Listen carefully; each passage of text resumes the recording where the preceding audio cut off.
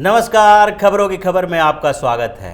नेपाल में अब एक नया मुद्दा उठ रहा है। वहां की पब्लिक परेशान है इस बात को लेके कि किस तरह से चीन ने नेपाल के इंटरनल मामलों में हस्तक्षेप करना शुरू कर दिया है। वहां के बुद्धिजीवी वर्ग और पत्रकारों के बीच भी यह मामला उठ रहा है कि आखिरकार चीन ने नेपाल के हर मामले में किस तरह से हस्तक्षेप करना शुरू कर दिया है। यहां तक कि पॉलिटिकल अफेयर्स और सरकार के मामलों में भी चीन की दखलंदाजी बढ़ती जा रही है। चीन की राजदूत हो यांग की हर जगह दिखाई पड़ती है, चाहे राष्ट्रपति विद्या देवी भंडारी से मुलाकात करने की बात हो या फिर पूर्व प्रधानमंत्री माधव कुमार नेपाल और झालानाथ खनल के साथ उनकी मुलाकात हो। हर जगह पर वो नेपाल के आंतरिक मामलों में हस्तक्षेप कर रही है। इसको लेकर पहले मीडिया में खबरें छपनी शुरू हुई।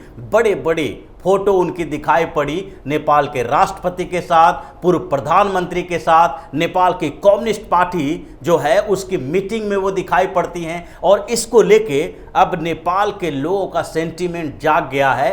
चीन के खिलाफ अब वो लोग हो गए हैं और इस बात की चर्चा होने लगी है नेपाल के अंदर कि किस तरह से नेपाल की कम्युनिस्ट पार्टी की सरकार ने ऐसी विदेश नीति तैयार की है जिससे पड़ोस के देशों में हंगामा मचा हुआ है। नेपाल की पूरी व्यवस्था है जो चौपट होने के कगार पे है। ऐसी रिपोर्ट जो तैयार हुई वो नेपाल के अपोजिशन पार्टियों की हुई। नेपाल के जो विपक्ष की पार्टियां हैं उन्होंने अब ओली के ऊपर ऐसे आरोप लगाए हैं। नेपाल की जो सबसे बड़ी विपक्षी पार्टी है नेपाली कांग्रेस, उसने कहा है कि ओली की विदेश नीति इतनी घटिया रही है जिसके कारण पड़ोस के देशों के साथ संबंध खराब हो रहे हैं। पड़ोस के देशों के साथ संबंध खराब होने का मतलब भारत की तरफ इशारा करना था। हालांकि नेपाल की कांग्रेस पार्टी और दूसरी विपक्षी पार्टियों ने भारत का नाम नहीं लिया, लेकिन उनका इशारा भारत की तरफ था, क्योंकि जिस तरह से जो ओली ने नेपाल को चीन के हाथों बेचने की कोशिश की है, चीन की गोद में बैठ गए हैं, उसके बाद एक एक करके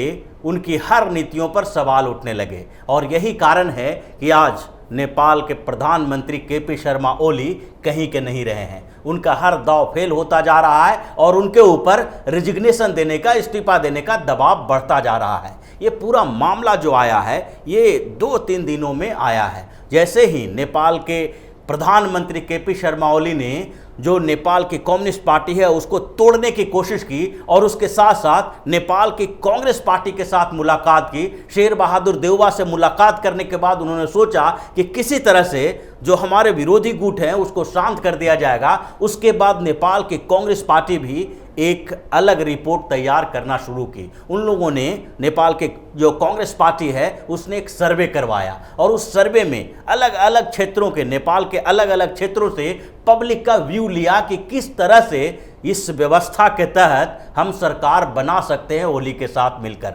ये जो सर्वे रिपोर्ट आया नेपाल के कांग्रेस पार्टी के आंतरिक सर्वे में, उसके बाद नेपाल के कांग्रेस पार्टी ने ये सोच लिया कि किसी भी हाल में ओली का समर्थन नहीं किया जा सकता है, क्योंकि नेपाल की जनता अब चीन के हस्तक्षेप से उब गई है।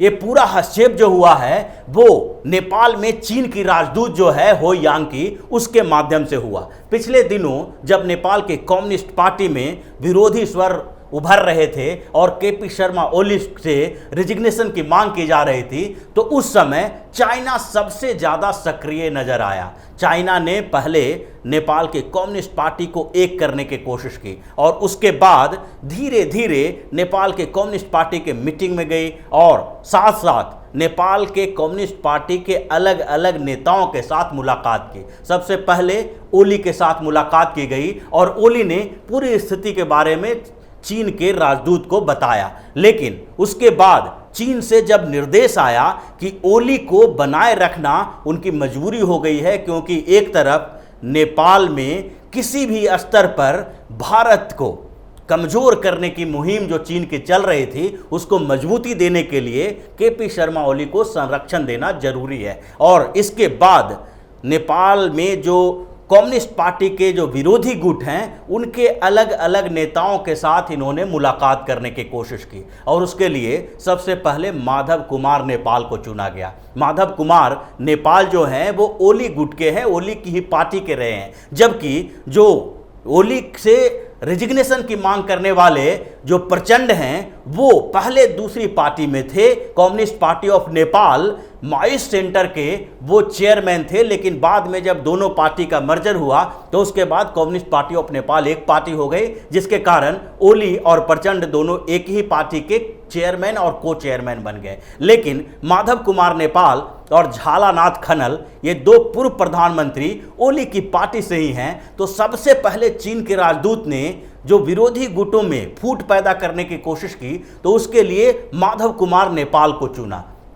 ताकि ओली की जो पार्टी पहले की पार्टी थी उसके जो विरोधी नेता हैं उनको एक साथ लाया जाए, उसके बाद प्रचंड से बातचीत की जाएगी। लेकिन माधव कुमार नेपाल के साथ जब हो यांगची की मीटिंग हुई तो उसके बाद नेपाल की कम्युनिस्ट पार्टी में और ही बगावत शुरू हो गया और माधव कुमार नेपाल ने उनको स्पष्ट शब्दों में बता दिया कि जिस तरह से ओली ने ये सारा राजनीतिक खेल खेला है और बिल्कुल एक छत्र राज करने की कोशिश की है, कम्युनिस्ट पार्टी को अपने हाथों की कठपुतली बना ली है और अपने तरीके से सारी नीतियां डिसाइड कर रहे हैं, उसके बाद उनके खिलाफ यह आवाज़ उठनी थी और अब उनको कोई नहीं बचा सकता। ऐसी स्थिति के बाद जो दूसरे विरोधी गुट के नेता थे झालानाथ खनल, वो भी प्रधानमंत्री रह चुके हैं, उनसे हाउ यांगची ने मुलाकात की और उन दोनों के बीच के मुलाकात का भी कोई नतीजा नहीं निकला। लेकिन ये जो मुलाकातों का दौर चल रहा था उसके जो हर पेपर, अखबार, वेबसाइट जो नेपाल की थी उसकी ये बड़ी खबर बन रही थी। हर जगह पर ये छप रहा था कि चीन की राजदूत जो है नेपाल में उसने इन नेताओं से मुलाकात की। उसके बाद इन नेताओं से मुलाकात की चर्चा जब जोर पकड़ने लगी तो वहाँ के जो पत्रकार और बुद्धिजीवी वर्ग के लोग हैं उन लोगों ने आर्टिकल लिखना शुरू किया। यहाँ तक कि कम्युनिस्ट पार्टी के समर्थक जो हैं उन लोगों ने भी कुछ आर्टिकल लिखा है। उसमें से एक आर्टिकल में तो यहाँ तक कहा गया है कि जो नेपाल में अगर कम्युनिस्ट पार्टी को एक बना के रखना है तो चीन को ओली का समर्थन करना बंद करना होगा, यानी ओली को अब चीन साथ देना ओली का छोड़ दे और जो बचे हुए नेता हैं उनके साथ मिलकर अब कम्युनिस्ट पार्टी को सुरक्षित रखे। कम्युनिस्ट पार्टी ऑफ नेपाल को सुरक्षित करने का एक तरीका जो सुझाया गया था वो नेपाल के जो बुद्धिजीवी वर्ग के वो लोग हैं जो नेपाल की कम्युनिस्ट पार्टी के समर्थक हैं, यानी कम्युनिस्ट पार्टी के समर्थक नेता हैं और बुद्धिजीवी हैं, वो भी ये मानने लगे हैं कि ओली को हटना ही पड़ेगा। अगर ओली को हटाने के बाद भी कम्युनिस्ट पार्टी ऑफ नेपाल और चाइना की कम्युनिस्ट पार्टी के बीच एक सहमति बनाए रखनी है तो चाइना को चाहिए कि ओली का समर्थन करना बंद कर दे। ये उनके समर्थकों की बात है, जबकि विरोधी जो लोग हैं, जो नेपाल के कांग्रेस पार्टी हो या फिर समाजवादी पार्टी हो, इन पार्टी के नेताओं ने तो बिल्कुल ही ये कह दिया है कि किसी भी स्तर पर ओली का समर्थन नहीं किया जाएगा, क्योंकि यहाँ के लोग अब ओली से नाराज चल रहे हैं। उनकी विदेश नीति से नाराजगी इतनी बढ़ गई है कि इसके बाद ओली को अगर कम्युनिस्ट पार्टी की सरकार में प्रधानमंत्री बनाए रखा जाता है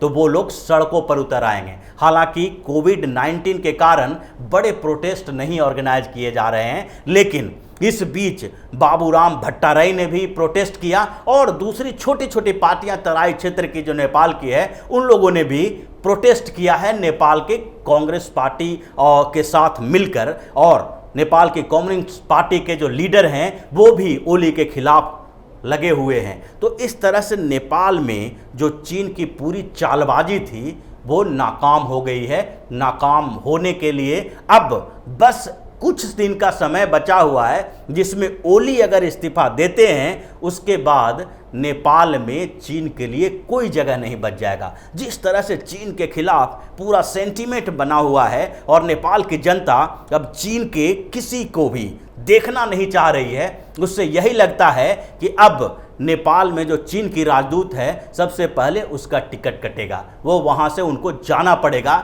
जैसे ही नेपाल में सत्ता परिवर्तन होता है उनको चीन जाना पड़ेगा और उसके साथ ही जो चीन के खिलाफ वहाँ के पब्लिक में गुस्सा है वो सड़कों पर उतर आएगी, क्योंकि अभी जो कुछ समय बाद से ही रिपोर्ट्स आ रही है उसमें इस बात का जिक्र किया गया कि चीन ने नेपाल को धोखा दिया है। नेपाल के 33 हेक्टेयर जमीन पर कब्जा कर लिया है। वहाँ के कई गांवों के आसपास के क्षेत्रों पर उसने कंस्ट्रक्शन के नाम पर, तिब्बत के क्षेत्र जो आसपास के क्षेत्र हैं वहाँ पर, नदी के मुहाने के आसपास कई क्षेत्रों पर उसने कब्जा कर लिया है और दूसरी तरफ नेपाल को भारत के खिलाफ भड़काता भी है। तो ऐसी स्थिति में अब नेपाल में चीन की कोई चाल चलने वाली नहीं है और हर मोर्चे पर चीन नेपाल में विफल हो चुका है। उसका अब कोई वहाँ पर जो साजिश कर रहा था वो कामयाब नहीं हो पाया।